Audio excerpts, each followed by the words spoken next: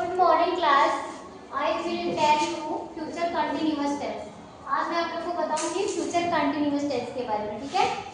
इससे पहले आपको मैंने बताया था फ्यूचर इंडेफिनिट टेंस, ठीक है। तो सबसे पहले हम क्या पढ़ते हैं? पहचान। किसी भी टेंस का हम सबसे पहले क्या पढ़ते हैं? पहचान, आइडेंटिफिकेशन, ठीक है। तो फ्यूचर कंटिन्यूअस टेंस का आपका पहचान क्या होगा? फ्यूचर का मतलब जानते हो ना, भविष्य, आने वाला समय, ठीक है। पहचान है रहा होगा, रही होगी और रहेगी। अगर आप कोई वाक्य लिख रहे हो या फिर वाक्य कहीं पे देख रहे हो, लास्ट में आपका वाक्य के अंत में रहा होगा, रही होगी या फिर रहे होंगे ऐसे कोई शब्द आ रहे तो आपका कौन सा टेंस हो जाएगा? फ्यूचर कंटिन्यूअस, ठीक है। पहचान सभी को समझ आ गया? Yes ma'am. अब सबसे पहले अफर्मेटिव। मैं तीन सेंटेंस आपको पढ़ा रही हूँ, अफर्मेटिव, नेगेटिव और इंट्रोगेटिव। इंट्रोगेटिव में इंट्रोनेगेटिव भी आ जाता है। तो सबसे पहले हम अफर्मेटिव पढ़ते हैं। अफर्मेटिव मतलब सिंपल, साधारण वाक्य, ठीक है। इसमें आप लगाओगे क्या? सब्जेक्ट, विल, शैल, दोनों में से एक लगाओगे, ठीक है। विल या शैल एक लगाओगे आप, उसके बाद बी लगाओगे, वर्ब का कौन सा फॉर्म लगाओगे? आईएनजी। उसके बाद आप क्या लगाओगे? ऑब्जेक्ट, ठीक है। विल या शैल, फ्यूचर इंडेफिनिट में मैं आपको बताऊंगा विल या शैल कब लगाओगे। शैल किसके साथ? आई और बी के साथ शैल, बाकी कोई भी करता होगा सभी के साथ विल लगाओगे, ठीक है। ये बताया था ना मैंने सेंटेंस। तो कितना समझ गए आप लोग? अब एग्जांपल देखो, राम स्कूल जा रहा होगा, ठीक है। आप लोग बताओगे। सबसे पहले हम क्या लगाएंगे? सब्जेक्ट। सब्जेक्ट क्या है? राम। अब आपको विल या शैल दोनों में से एक लगाना है ना? Yes ma'am. तो ये बताओ, विल लगाओगे कि शैल? विल क्यों? क्योंकि मैम वो सब्जेक्ट राम है। हाँ, क्योंकि सब्जेक्ट आपका आई भी नहीं है, राम है, ठीक है।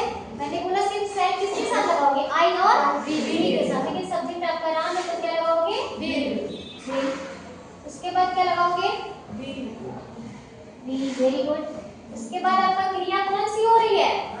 जाने की। तो जाना का क्या होता है? गो। कौन सा फॉर्म लगाओगे? आईएनजी। गोइंग। कहाँ जाने की बात हो रही है? स्कूल।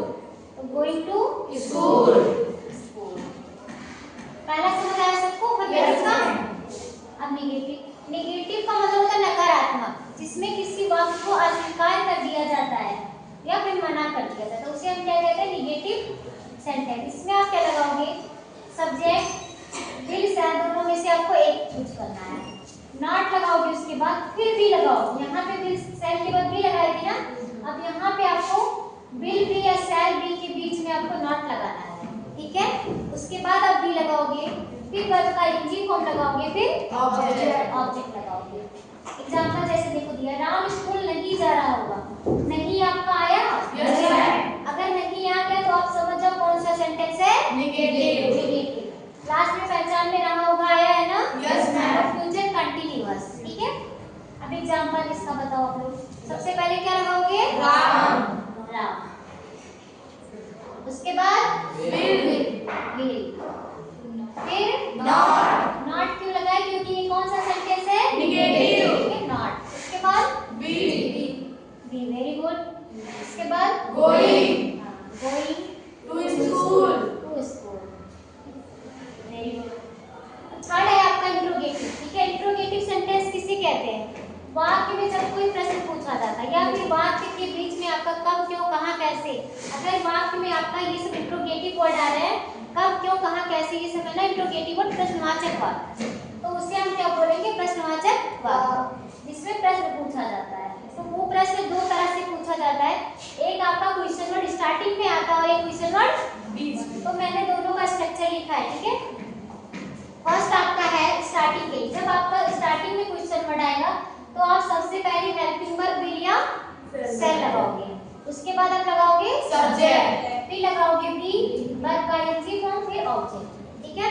नेक्स्ट है आपका, अगर क्वेश्चन वर्ड आपका बीच में आता है तो, ठीक है, तो सबसे पहले क्वेश्चन वर्ड की अंग्रेजी लिखोगे। अगर बीच में आएगा तो सबसे पहले आप क्वेश्चन वर्ड की अंग्रेजी लिखो। वही स्टार्टिंग में आता है तो क्वेश्चन वर्ड की अंग्रेजी नहीं लिखी जाती है, लेकिन अगर बीच में आ रहा है तो सबसे पहले उसकी अंग्रेजी, फिर विल या शैल में से एक लगाओगे, फिर सब्जेक्ट लगाओगे, बी, वर्ब का आईएनजी फॉर्म, फिर ऑब्जेक्ट। ठीक है। मैंने एग्जांपल एक ही लिखा है आपका,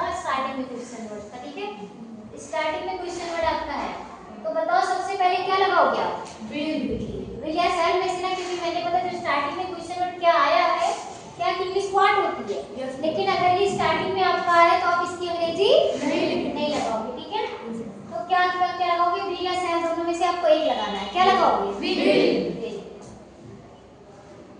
उसके बाद आप क्या लगाओगे? राम, राम सब्जेक्ट राम, फिर will, बी, उसके बाद I work kindly from verb का फॉर्म क्या आपका? गोइंग टू school, और एक चीज इसमें ध्यान देना, लास्ट में आपको क्वेश्चन मार्क अवश्य लगाने। अगर आपने क्वेश्चन मार्क नहीं लगाया तो आपका सेंटेंस गलत माना जाएगा, ठीक है।